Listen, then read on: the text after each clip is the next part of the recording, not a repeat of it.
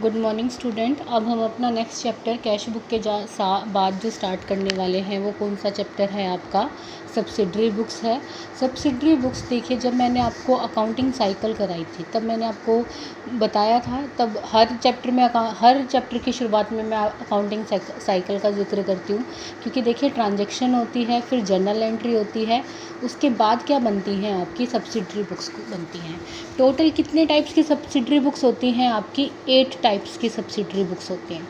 8 तरह की subsidiary books होती हैं, जिसमें से फर्स्ट आप बनाना सीख चुके हो, जिसका क्या नाम था? Cash book. ठीक है, ये 1 कॉलम और 2 कॉलम कैश बुक आप सीख चुके हैं। दूसरी जो आप सब्सिडरी बुक्स बनाना सीखेंगे वो कौन सी है आपकी इस चैप्टर में? Purchase book. थर्ड वन होती है आपकी सेल्स बुक। फोर्थ वन क्या होती है आपकी? Purchase return book. Fifth one होती है आपकी sales return book. Sixth one है आपकी BR बिल रिसीवेबल बुक।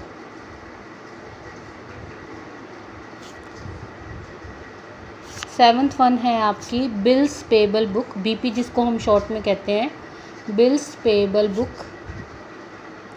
और 8th जो लास्ट है वो जर्नल प्रॉपर। अब देखिए, मैं इनकी एक्सप्लेनेशन दे देती हूँ, आपके चैप्टर में आप रीड आउट कर लीजिएगा। कैश बुक हम कर चुके हैं, मैं आपको बता चुकी हूँ। परचेज बुक का मतलब क्या होता है? जिसके अंदर हम क्रेडिट परचेज को रिकॉर्ड करते हैं। देखिए, अगर कोई गुड्स हमने कैश में ख़रीदी है तो हम कहाँ लिख देते हैं? बाय परचेज करके कैश बुक में लिख देते हैं। लेकिन वही गुड्स अगर हमने किस में ख़रीदी है? क्रेडिट पे ख़रीदी है, उधार में ख़रीदी है, तो हम उसकी एंट्री कहाँ करेंगे? परचेज बुक में करेंगे। ठीक है।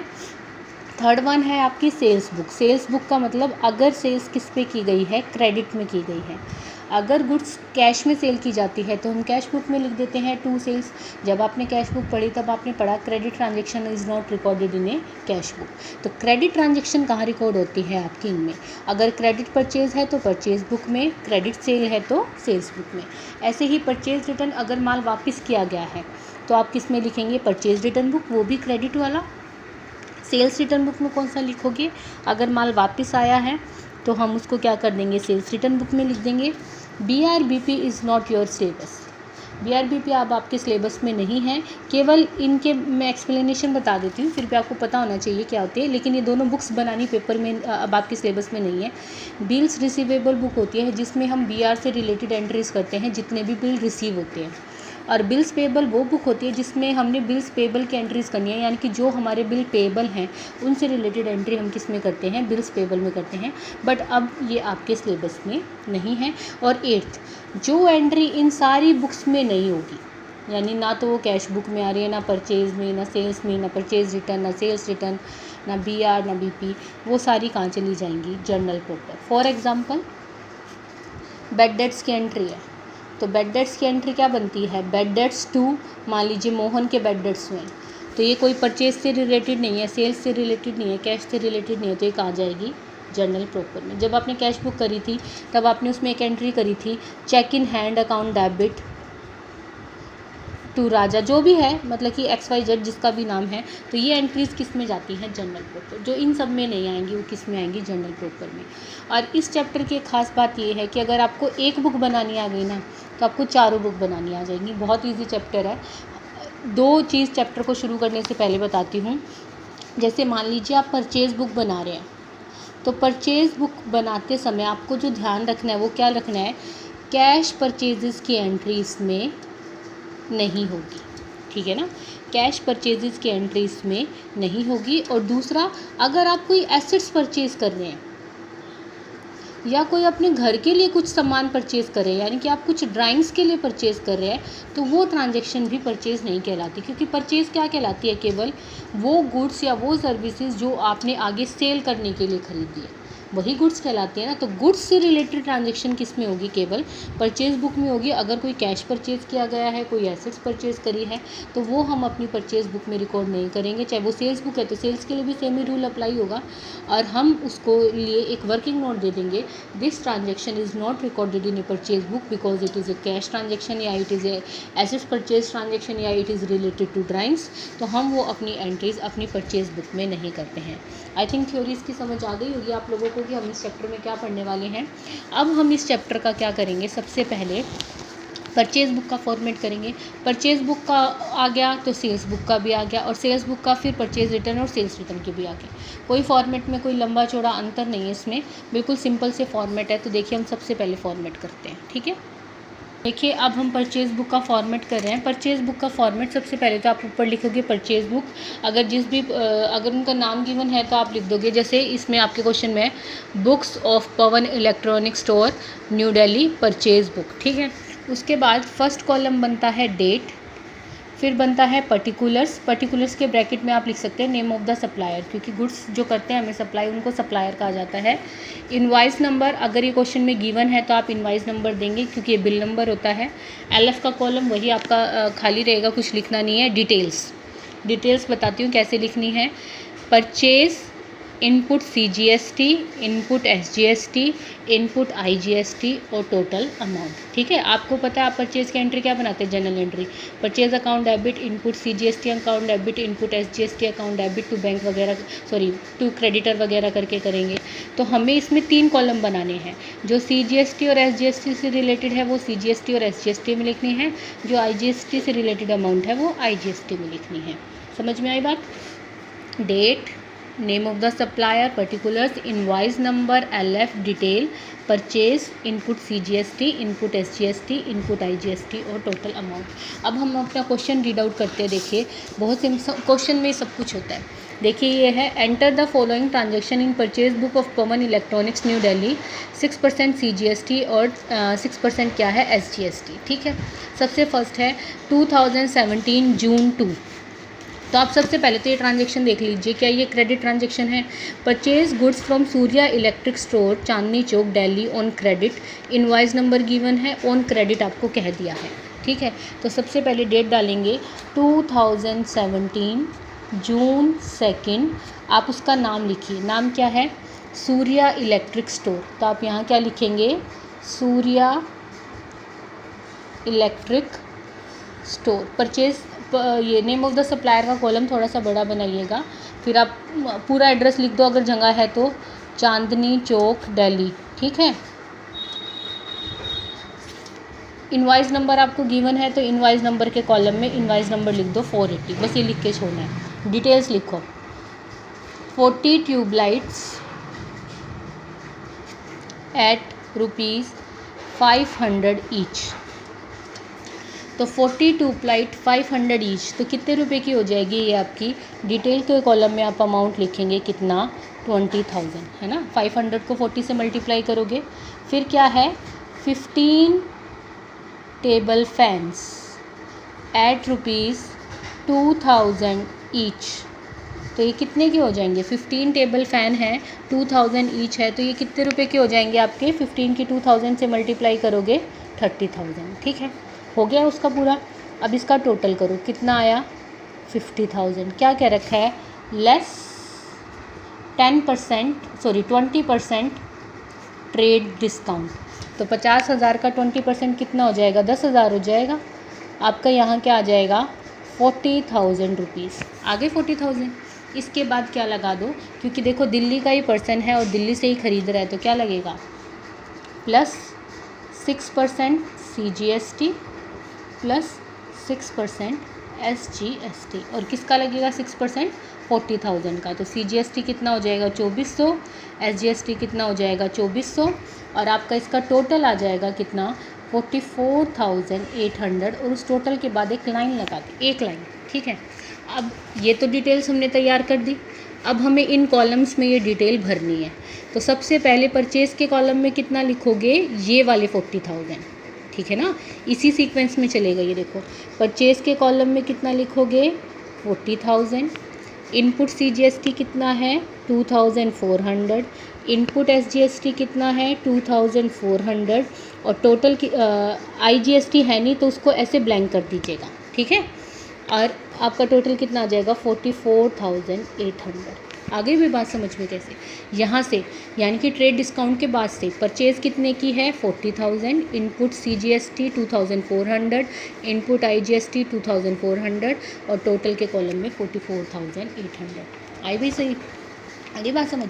इसके बाद देखिए 10 जून की एंट्री है आपकी क्या, board goods from new light traders Connaught place new Delhi on credit invoice number 2310। तो सेम वही चीज़ आप सबसे पहले उसकी डिटेल लिखोगे, न्यू लाइट ट्रेडर्स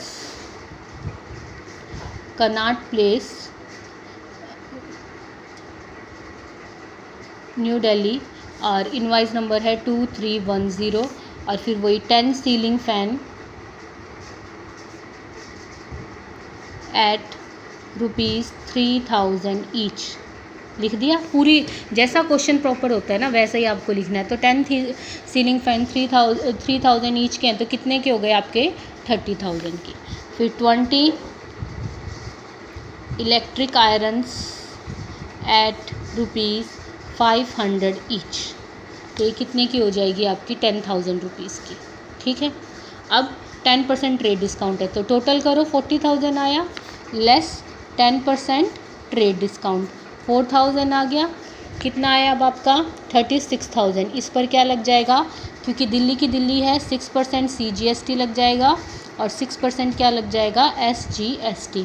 तो 36,000 का 6% निकालोगे 2160 टोटल कर दो 0 12 3 11 40 और 2 40,320 आपका क्या आ जाएगा टोटल आ जाएगा। और यहाँ डिटेल लिखने का तरीका क्या, परचेज़ के कॉलम में 36,000, इनपुट CGST के कॉलम में 2160, इसमें भी 2160, IGST है नहीं, टोटल के कॉलम में टोटल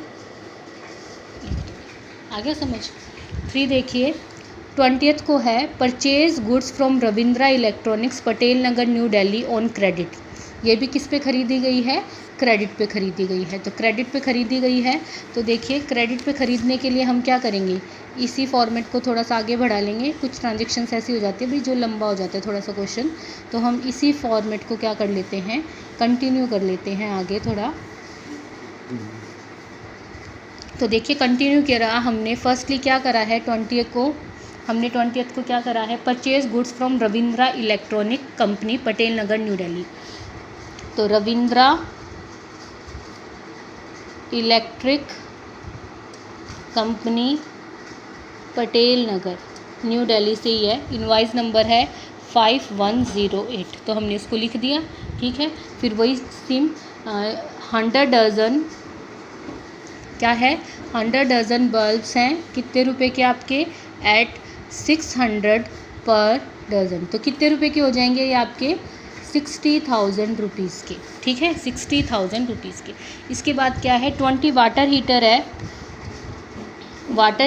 तो वाटर हीटर कितने का हो जाएगा आपका ₹1000 का 20,000 रुपीज़ का, टोटल कितना आया 80,000।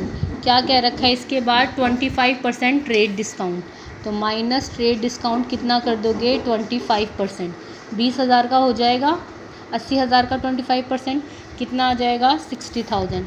दिल्ली की दिल्ली है तो CGST 6% लगेगा और 6% आपका क्या लगेगा SGST। तो 6,000 का 60,000 का निकालेंगे 3,600 टोटल आ जाएगा 67,200। और फिर इस टोटल पे एक लाइन लगानी है, केवल ओनली 1, ये चीज़ों का ध्यान रखना, ठीक है। अब देखो हमें क्या करना है, आगे पढ़ते हैं हम। फिर ये डिटेल भरनी है, डिटेल कैसे भरोगे, परचेज़ के कॉलम में 60,000, CGST SGST IGST है नहीं, टोटल है 67,200, ठीक है। नेक्स्ट पढ़ो, board from Sunny lamp new Nagar for cash, तो ये ट्रांजैक्शन रिकॉर्ड नहीं होगी। बोट फैशन फर्नीचर कंपनी, जबकि ये काम किसका करता है, इलेक्ट्रिक गुड्स का। खरीद क्या रहा है, चेयर और टेबल, तो ये क्या है, एसेट्स परचेज है, तो इसकी एंट्री भी हम अपनी बुक्स में नहीं करेंगे। हमारा क्वेश्चन बनेगा इतना ही, ठीक है। अब क्या करोगे, इस मंथ की लास्ट डेट को यानी कि जून 30 को आप टोटल करोगे। यहाँ तक का तो टोटल हमें करना नहीं है, क्योंकि ये तो हमने टोटल किया नहीं। परचेज कॉलम का टोटल कर दो, देखो 60,000 प्लस 40,000 प्लस 36,000, तो कितना टोटल आ गया आपका, 1,36,000 रुपीज़।